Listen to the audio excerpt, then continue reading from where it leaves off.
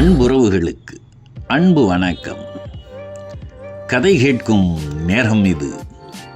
பாலைவன புதையல் 36 மற்றும் 37 கதை பகுதியின் தொடர்ச்சி. என்னுடைய வண்டியை குறிவைத்து அதிவேகமாக அந்த இராணுவ வண்டி விரைந்து வந்ததன் காரணம், என் வண்டியை அடித்து நொறுக்கி ஓரம் கட்டத்தான். 2 அடிகள் தான் வித்தியாசம். அப்பப்பா, நல்ல வேளை என்னுடன் பேசிக்கொண்டிருந்த இராணுவ வீரர்கள் சத்தம் போட்டு கையை அசைத்து அந்த வண்டியை நிறுத்த, அத்துடன் என்னிடம் சொன்னார்கள், நாங்கள் இந்த வண்டியை நிறுத்தவில்லை என்றால் ஆட்களோடு வண்டியை நசுக்கி அங்கேயே பாதி பாதையை மறைத்து அப்படியே போட்டு விடுவோம். மறுநாள் இந்த பாதையை கடந்து செல்பவர்கள் எல்லோரும் அதை பார்க்க வேண்டும் என்று அவர்களின் பார்வைக்கு அது விருந்தாக அமையட்டும் என்று. உன்னையும் அப்படி செய்யத்தான் அவர்கள் அதிவேகமாக வந்தார்கள். ஏதோ இன்று உனது நல்ல நேரம். நீ எங்களிடம் இருந்து உயிர் பிழைத்துக் கொண்டாய். இன்னும் நீ வீடு போய் சேரும் வரை நாங்கள் பொறுப்பில்லை. எங்கள் எல்லோருக்கும் ஒரே நிலையில் நாங்கள் இருக்க மாட்டோம். யாரும் இருக்க மாட்டார்கள். எங்களில் வெறி கொண்டவர்களும் இந்த பணியில் உள்ளார்கள் என்பதையும் நீ உணர்ந்து கொள்ள வேண்டும். சீக்கிரம் பார்த்து பத்திரமாக போய் சேர். எந்த காரணத்தை முன்னிட்டும் வழியில் எங்கும் பயந்து வேகமாக போகாதே என்று கூறி வழியை விட்டு அவர்களும் அந்த சாலை முடியும் வரை என் பின்னால் வந்தார்கள்.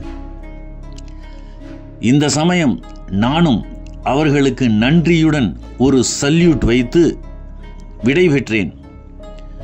ஒவ்வொரு மூலையிலும் அவர்கள் ரோந்து பணி. எல்லோருமே எல்லா இடத்திலுமே இராணுவ வண்டிகள். நான் கொஞ்சம் வேகமாக எனக்கு தெரிந்த குறுக்கு வழியாக வண்டியை நடைபாதை மேல் ஏற்றி 2 வீட்டுக்கும் இடையில் உள்ள சிறிய சந்து வழியாக புகுந்து ஒரு வழியாக வீடு சென்றடைந்து,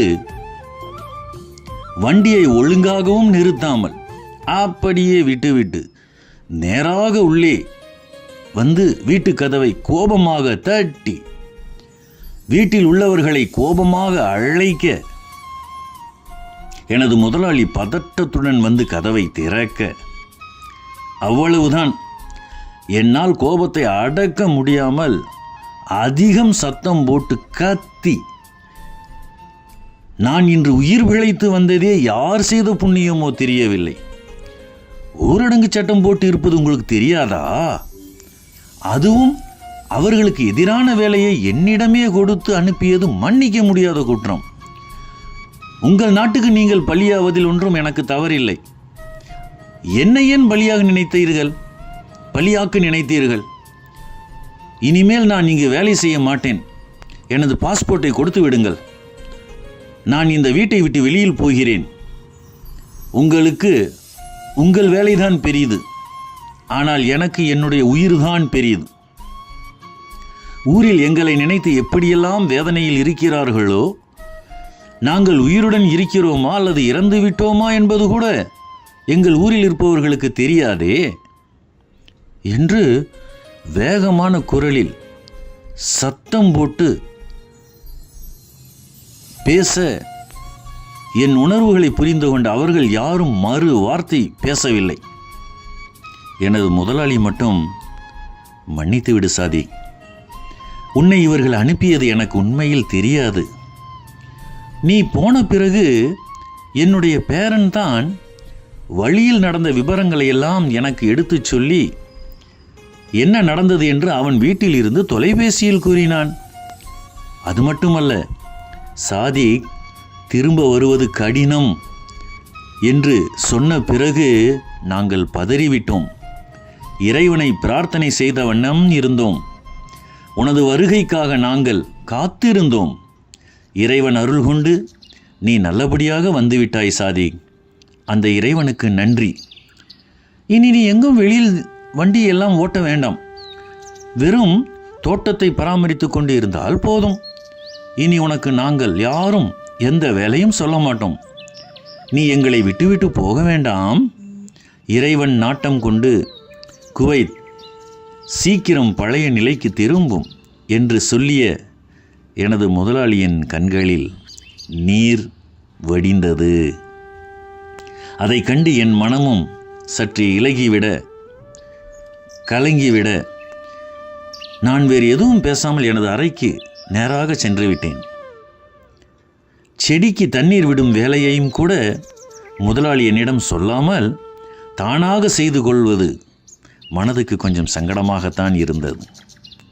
நான் போய் அந்த வேலையை செய்யலாம் என்று நினைத்த சமயத்தில்தான் எனக்கு வில்லியாக வாய்த்தவள் வந்து, முதலாளி வேலையை செய்ய நீ இங்கே உட்கார்ந்திருப்பது நல்லதில்லை, போய் அந்த வேலையை செய் என்றாலே பார்க்கலாம்.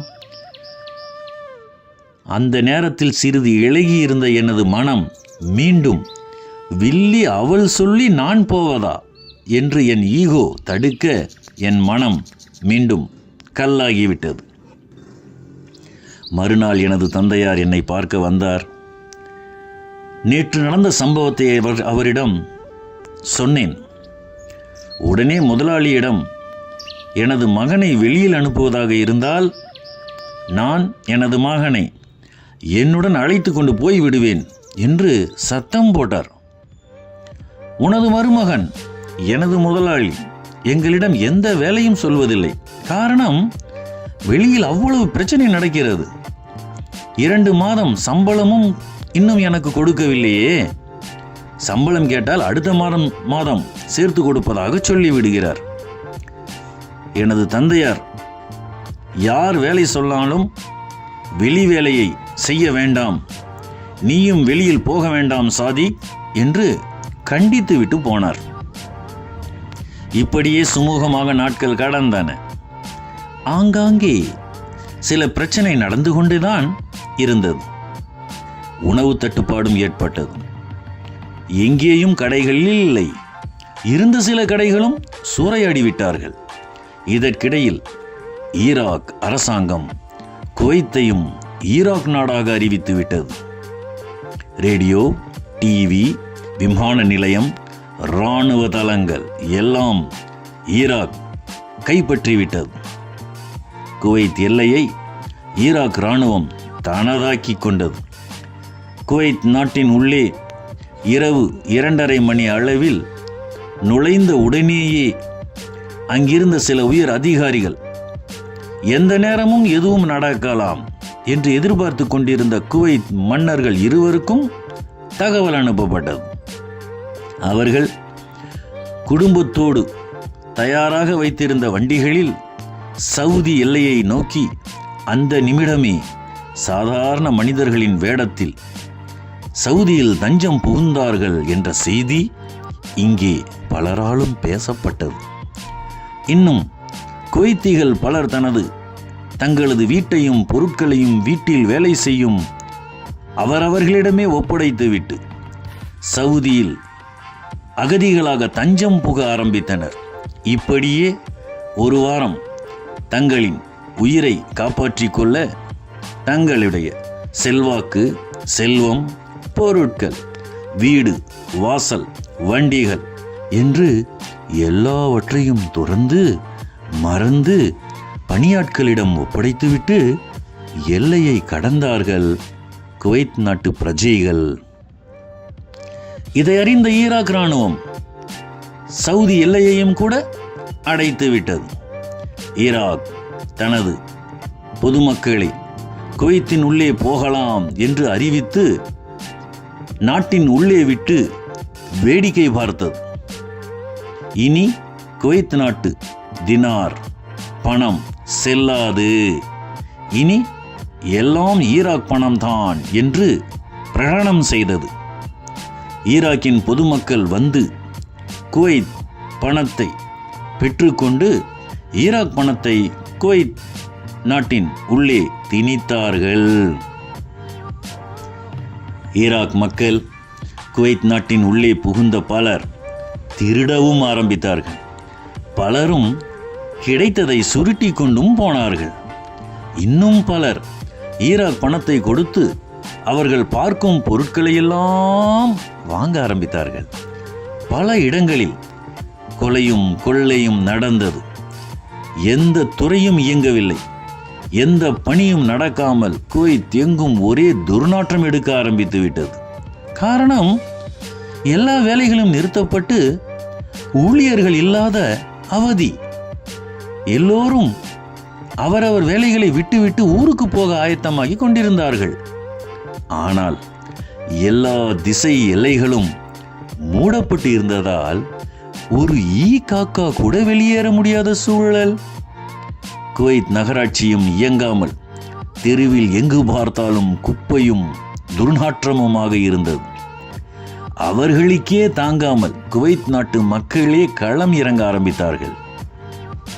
இதெல்லாம் அந்த நாட்டில் நடந்த சம்பவங்கள். நகராட்சி குப்பை வாரும் லாரியை ஒருவர் ஓட்ட மற்றவர்கள் மூக்கில் துணியை கட்டிக்கொண்டு ஊழியர்கள் செய்யும் பணியை குவைத் பிரஜைகளே செய்ய ஆரம்பித்தார்கள். குப்பையை பார்த்துவிட்டாலே தூரமாக நின்று மூக்கை சுழிக்கும் அவர்கள்தான் இன்று நாடு சுத்தமாக சுகாதாரமாக இருக்க வேண்டும் என்ற எண்ணத்தில் அவர்கள் தெருவில் உள்ள குப்பையை அவர்களாகவே அகற்றும் ஒரு சூழல் உருவாகிவிட்டது. அவர்களும் களம் இறங்கி சளைக்காமல் வேலை செய்தார்கள். அவர்களை பார்க்க பாவமாகவும் ஒரு பக்கம் ஆச்சரியமாகவும் இருந்தது.